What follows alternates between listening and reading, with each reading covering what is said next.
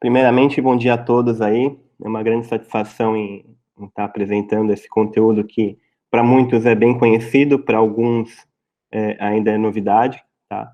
É um assunto que hoje, para a gente, é um bem necessário, né? Tendo em vista tudo que a gente, eu me coloco nisso também como desenvolvedor, já passei, tá? E vou dar uma introdução falando o porquê e quais foram os caminhos que a gente teve até chegar ao Docker, tá? Bom, dando uma explanação aí sobre o conceito, né? Ele num conceito simples aí, ele é uma forma de virtualizar, né, as aplicações com o nome de containers, né? Por que é um conceito simplista, né? Porque, na verdade, ele não virtualiza, isso a gente vai falar um pouco mais para frente, tá? E daí ele fala que traz da web no repositório interno uma imagem completa do sistema operacional, enfim, dos itens que você precisa para se desenvolver. E daí ele ainda coloca que todas as dependências, né, inclusive do sistema operacional, sistemas, são tratadas dentro do Docker, tá? Agora vamos falar um pouquinho de história, né? Eu chamo de sessão nostalgia aí, né? Como que a gente, como a gente trabalhava antes do advento do Docker, tá? Algumas pessoas que estão começando hoje com desenvolvimento não pegaram alguns percalços aí que a gente teve, né? Algumas dificuldades, enfim, mas que foram a base estrutural para que a gente tivesse o Docker hoje, tá? Então, antes de a gente ter estrutura enfim, de repositório, de versionamento, até mesmo antes de a gente ter a estrutura de virtualização, né, era necessário que a gente criasse, no caso, se a gente quisesse outro sistema operacional rodando na nossa máquina, a gente precisaria criar partições, tá? Esse conceito a gente ainda utiliza, mas, por exemplo, você pega uma máquina virtualizada já e cria partições dentro dela para que você consiga dividir o que você quer utilizar, né? Então, antigamente, não, você pegava a sua própria máquina, né? Se eu quero utilizar uma versão do Windows, uma versão do Linux, uma versão do... Enfim, eu tinha que criar partições, né?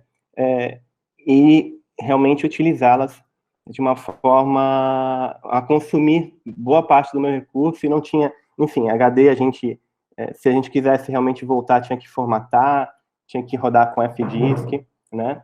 Tinha que realmente ter um baita trabalho aí para poder se acertar. Isso aqui são duas amostras de partição de um Windows e outra de Linux, né? Antes do Docker, a gente tinha os recursos muito mal aproveitados, né?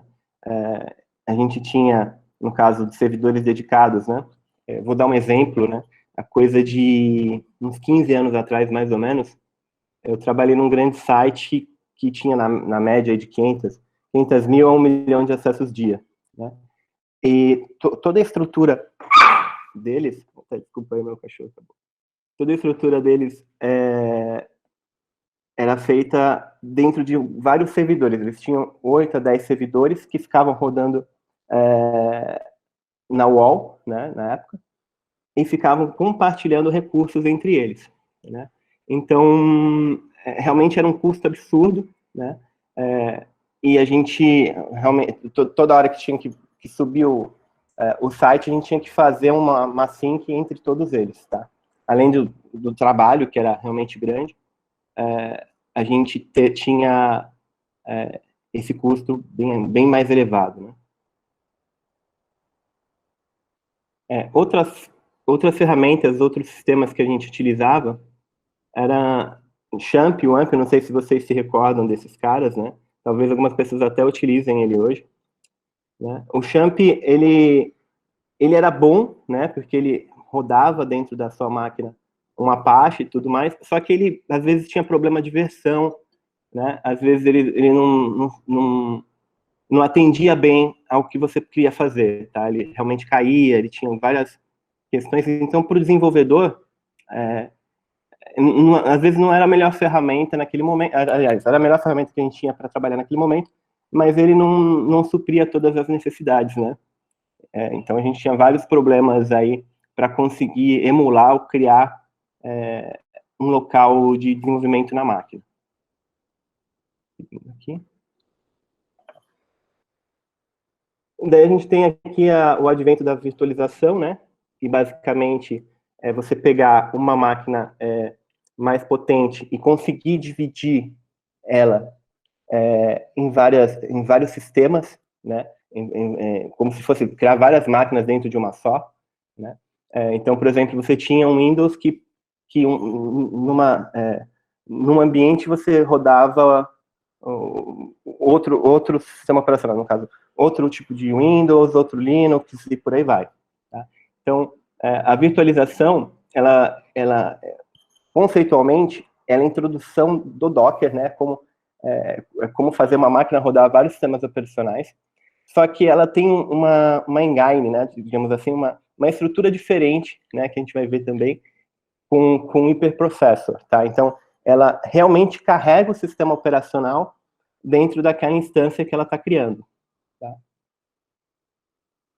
Aqui a gente tem alguns players, os maiores do mercado aqui, que eram o VMware, né? O Citrix Chain Server, somente Chain Server, né? e o VirtualBox aqui da Sun. Tá? Então aqui fala um pouco da estrutura, né? Então, no caso, a gente tinha a aplicação, né? Rodava o sistema operacional, daí passava para a camada de virtualização, e aqui eu tinha a estrutura que originava todos os outros sistemas, né? Então, tinha uma máquina mais parruda, né, que eu falo, uma máquina mais potente, que criava as camadas de virtualização, né, carregava aqui, através do hiperprocessor, os sistemas operacionais, para que você rodasse aplicações isoladas, tá? Aqui uma amostra aí da tela do VMware, né? Então, o VMware, ele tinha na sua estrutura, você simulava IPs locais, né? Que ele está trazendo 92.68.1.200, no caso, você usava a range do IPs locais e conseguia configurar suas máquinas aí, cada uma com uma característica distinta de sistema operacional, memória e tudo mais, né?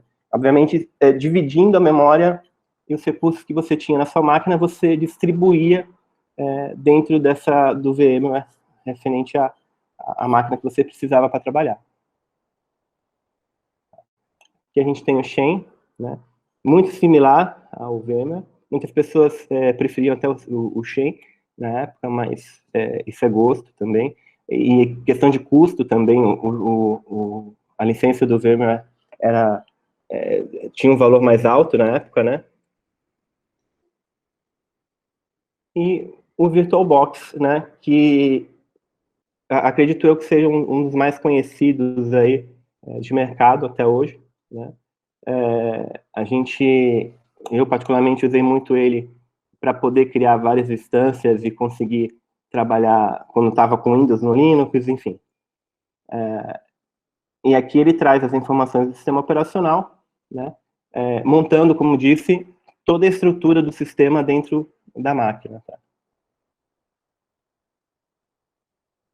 Bom, além da virtualização, na verdade, é um conceito bem parecido, né, que é a questão do emulador, né, a gente tem emulador para games, emulador para outros sistemas, enfim, e um dos que a gente já usou, às vezes, até sem saber, né, quem usou, tipo, Windows XP, enfim, era aquele terminal, né, o command do Windows mesmo, né, que ele emulava um sistema DOS, né, então, essa tela aqui que a gente via era um outro sistema operacional realmente carregado dentro do Windows, uma vertente aí do DOS, né?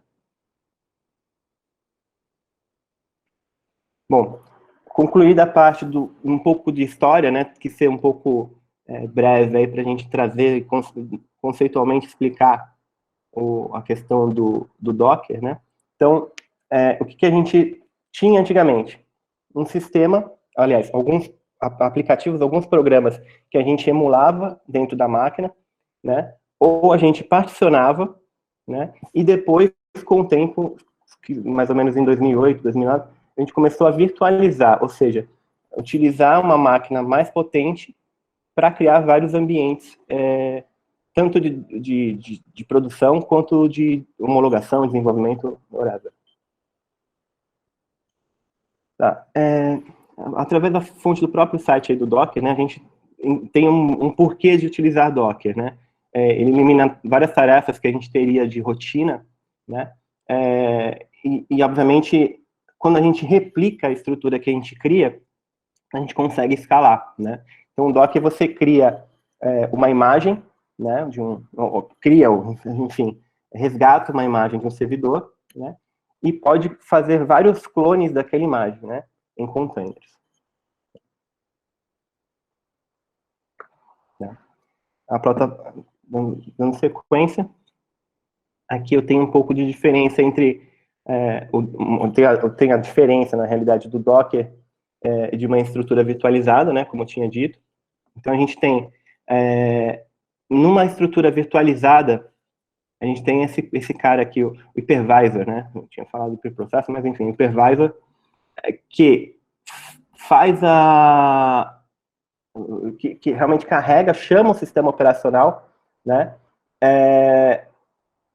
Como um todo, né? Então ele carrega todas as libs, todas as dependências do sistema operacional para daí abrir as bibliotecas, as libs, né? E depois abrir a aplicação. Então a gente tem um tempo de carregamento aí da estrutura virtualizada muito superior à estrutura do Docker, tá? Então o Docker na realidade ele não carrega, ele carrega de uma forma mais em background. Então o engine do Docker, né, ao contrário do hypervisor, Docker Daemon, ele carrega em segundo plano. Então, quando você executa, ele é muito mais rápido, ele é quase instantâneo aí, para você conseguir visualizar a sua outra área, né? Bom, e daí o porquê de você utilizar Docker, né? Então, a gente tem vários porquês, né? Uma é documentação, né? Que realmente, como o Docker, ele está bem conhecido de mercado, a gente tem uma documentação variada, não somente do site deles, como de outras fontes, né? A gente tem uma comunidade que atualiza os repositórios, que criam alguns repositórios, que criam imagens e tudo mais para a gente aproveitar, né? O João, ele tinha até trazido no outro workshop uma estrutura um pouco mais completa, né? Estou tentando destrinchar um pouco o Docker, mas basicamente dentro da comunidade você encontra toda aquela estrutura de Redis, de Jenkins, Terraform, então o que facilita em vários projetos, tá? Repositórios atualizados, né?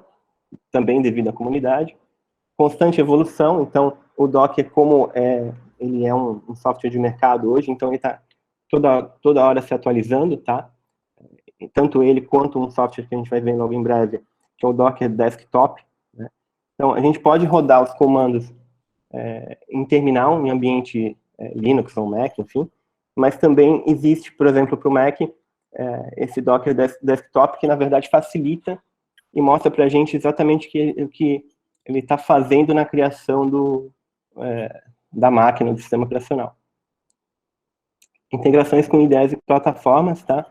Eu vou mostrar também uma integração com o Visual Studio que ele tem, que facilita também esse processo. Então aqui ele fala um pouco, né, o Docker ajuda desenvolvedores a dar vida às suas ideias, enfim. Na verdade, o Docker, ele não somente monta um ambiente, né, um ecossistema para que você consiga desenvolver, como ele grava algumas informações, por exemplo, em constantes próprias, né? Por exemplo, senha de banco de dados, caminho de pasta, de arquivo. Então, ele não só resolve dependências do sistema operacional, como é possível você setar alguns testes aí para te facilitar na hora de você desenvolver.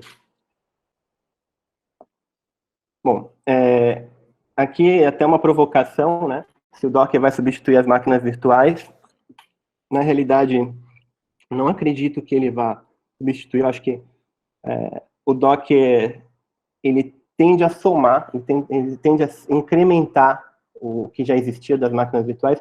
É claro que vão existir muitos mais ambientes com Docker, né, com container, do que com máquinas virtuais, porque, obviamente, os desenvolvedores estão partindo mais para essa linha.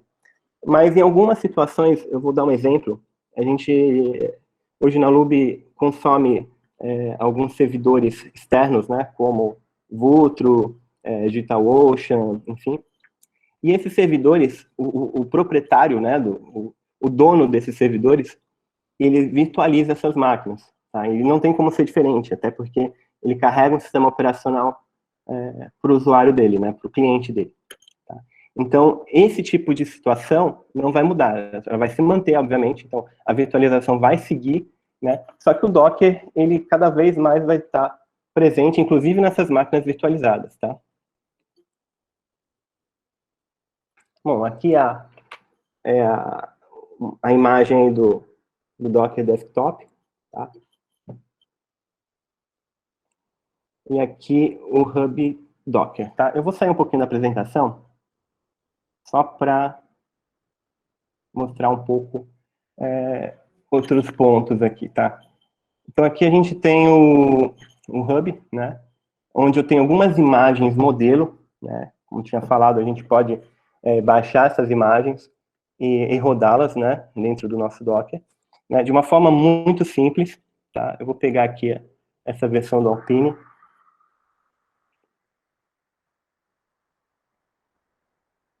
pegar aqui.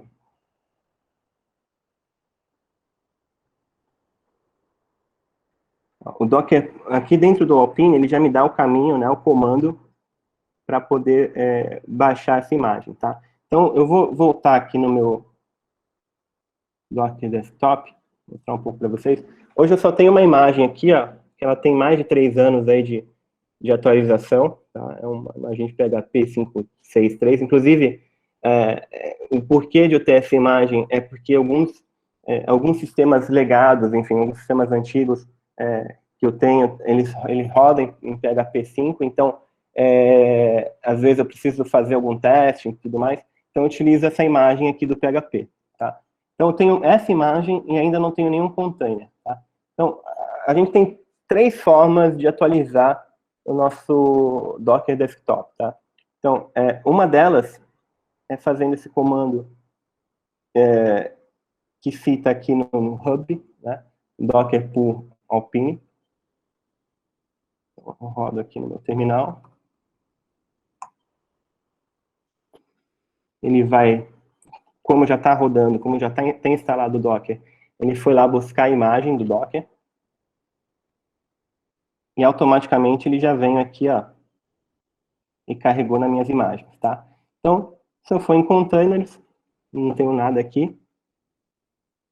Porém, se eu mandar executar e dar a descrição dessa máquina, obviamente eu consigo até escolher o nome, porta e tudo mais, tá? No caso do Alpine, como ele não vem com Apache instalado, né? Ele vem uma versão bem crua, ele não me permite aí a opção de portas, tá?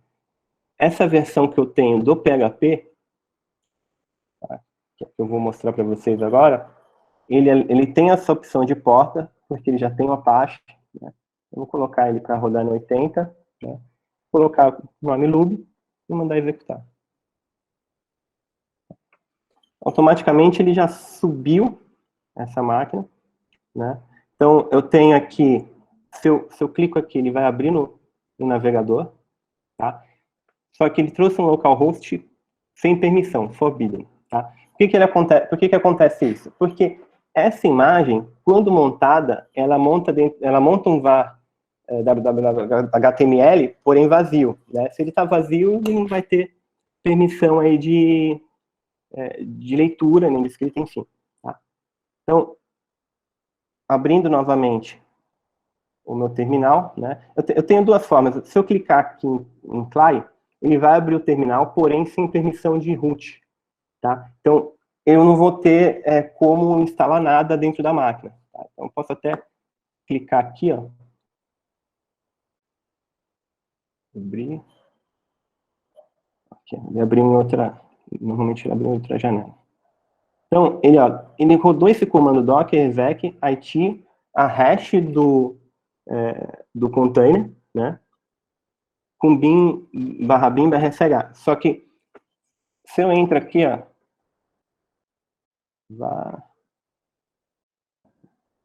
não tem nada. Aliás, tem uma pasta HTML que seria... Se eu tentar rodar um nano, por exemplo, primeiro que o nano não está instalado, né? E segundo, ele não me deixa gerar a permissão de escrita, tá? Então, o que eu faço? Eu não preciso da hash, eu só preciso do nome, no caso do Ruby. Tá? Eu tenho esse comando aqui, ó. Ele vai pedir a senha da máquina. Estou dando uma permissão de dash para ele, né? Então, ele já carregou direto no var whtml, né? Então, se eu criar um index HTML simples, desculpa, eu não tenho nano ainda. Então, o que eu faço? Eu faço apt-get update, para atualizar a lista de bibliotecas, né? Daí sim eu consigo fazer a instalação do Nano. Tá, o Nano já sempre foi uma discussão, tem gente que prefere Nano, tem gente que prefere VI, para mim, whatever, né? O Nano sempre atendeu bem, para mim, então eu curto a estrutura simples dele. Tem um HTML bem simplesinho aqui, com uma tag bem nova, que quem começou a fazer HTML vai lembrar, né? Quem começou há 20 anos atrás.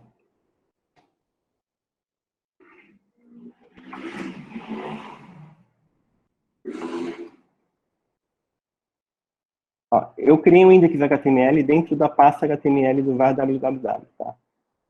Aquele local que estava forbidden, ele automaticamente pegou meu index HTML, né, quando eu atualizei, e colocou a página inicial aí, para a gente poder alterar, desenvolver e tudo mais. Tá? Isso porque a gente está ouvindo a porta 80. Se a gente ouve a porta 3000, por exemplo, se a gente quiser implementar com React, Vue.js, enfim, funciona da mesma forma, né? Next, né? Então ele faz aquela atualização com base na porta que está escutando, tá? Então aqui a gente está usando um modelo bem simples aí da porta 80, né? E basicamente trazendo um conteúdo que a gente quiser. Tá? Fechando aqui o navegador, tá? Então, basicamente foi isso. O que eu fiz aqui? Eu peguei uma imagem do PHP que eu tinha, tá? Quando fiz o run, né, criei o container, eu posso criar N containers que vão estar na mesma estrutura, com a diferença que essas últimas atualizações que eu fiz de instalação do Nano, de atualização das libs, elas não vão estar nas próximas versões, elas vão estar simplesmente no container que eu acabei de criar. Tá? Então, isso é referente... Agora, para poder trazer essas atualizações, eu teria que mudar dentro do arquivo de configuração. Né? Então, só para vocês verem aqui o que ele faz dentro da estrutura. Deixa eu abrir aqui. Tá? Então, eu tenho uma lista de comandos que ele internamente faz para poder rodar o container. Tá vendo? Então, ele pega, altera envs, roda command dash, adiciona arquivo, faz aqui, ó, update, install, tudo mais, para poder, que são as diretrizes que ele tem no Docker Compose, ou seja, no arquivo de configuração que gerou esse Docker, né? Faz parte da imagem. Bom, seguindo aqui, a gente mostrou o Alpine, mostrou uma versão que eu tenho, agora eu vou falar de uma terceira forma de você carregar o Docker, tá? Então, por exemplo, saindo daqui, dei um exit para sair da estrutura do container, tá?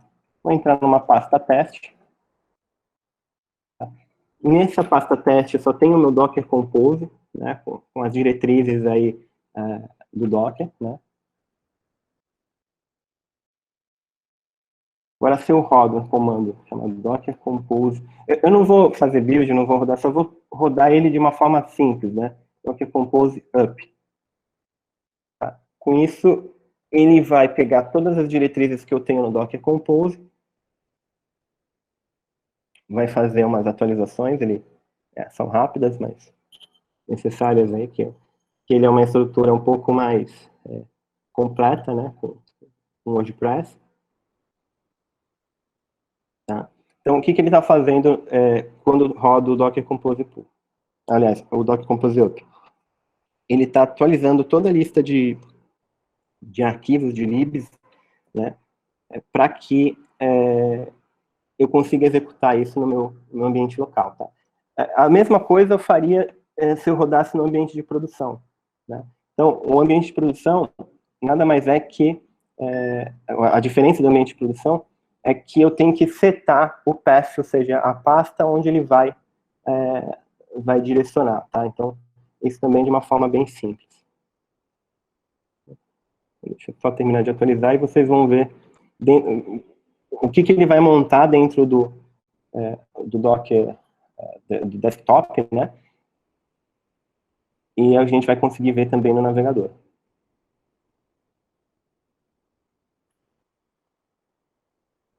Então, no final ele dá esse done, né? Ou seja, o serviço está de pé, né? E aqui ele já começou a executar. Então, como eu tô no up, né? O que ele faz? Cada coisa que eu fizer dentro dessa estrutura, ele vai contabilizando um log, ele vai criando um log aqui dentro, tá? Então, dentro do meu desktop aqui, o que ele fez? Ele subiu as duas máquinas, os dois containers, né? O MySQL e o WordPress, tá? Então, eu consigo, obviamente, tratar esse cara na porta 3306, que é o banco de dados, e consigo ver esse cara na porta 8080. Tá? No localhost 8080, o que ele vai fazer? Configuração do WordPress. Então, obviamente, eu seguindo aqui, eu configuro o WordPress do zero, né? Para poder, enfim, evoluir numa página qualquer, tá? Então, é possível que eu faça em alguns minutos essa configuração, obviamente, depois eu pego um tema do WordPress e sigo o desenvolvimento, tá? Deixando aqui. Tá. Então, todas essas áreas, todos esses containers, né, eles podem ou não ser temporários, porque eu posso removê-los e depois subir de novo da imagem, então nada vai ser perdido, né, a não ser as configurações que eu faça, que eu não adicione dentro do Docker Compose. Tá? Então, todas as configurações, atualizações, obviamente, ele vai se perder, mas você consegue preparar uma máquina, né, e subir as mesmas configurações, o mesmo tipo de instalação. Tá? Então, aqui ele me dá a opção, inclusive, de abrir com o Visual Studio Code. Né? Como eu tenho a biblioteca do Docker também instalada no Visual Studio, então ele tem aqui, ó, as máquinas que eu estou rodando, tá? Não somente no desktop, mas eu tenho aqui tanto os containers, né, quanto as imagens que eu tenho já instalado. Então, tem a imagem do Alpine, aquela que eu busquei no Hub, eu tenho a imagem do PHP, que é o que eu já tinha, do MySQL e do WordPress, que eu acabei de instalar, fazendo o Docker Compose Up. Tá? Então, dentro do Visual Studio, essa extensão acaba ajudando também a gente, sem precisar ficar entrando no desktop para fazer algumas atividades, tá? Fechando aqui. Voltando à apresentação.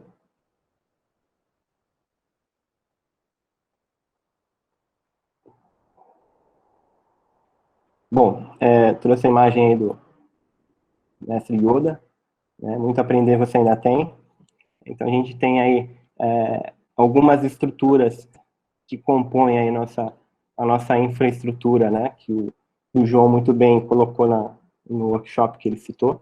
né, do Jenkins, Terraform, Kubernetes, né? Kubernetes, obviamente, trata de microserviços Terraform, da estrutura da máquina, né? Então, a gente tem também um orquestrador. Então, basicamente, que lida com várias máquinas, a gente, enfim, daí a gente vai entrar um pouco mais na parte de infra, né, que não é o preceito aí para a gente concluir a questão da introdução para o Docker. Bom, obrigado. Eu tentei fazer uma apresentação breve e espero que vocês tenham curtido.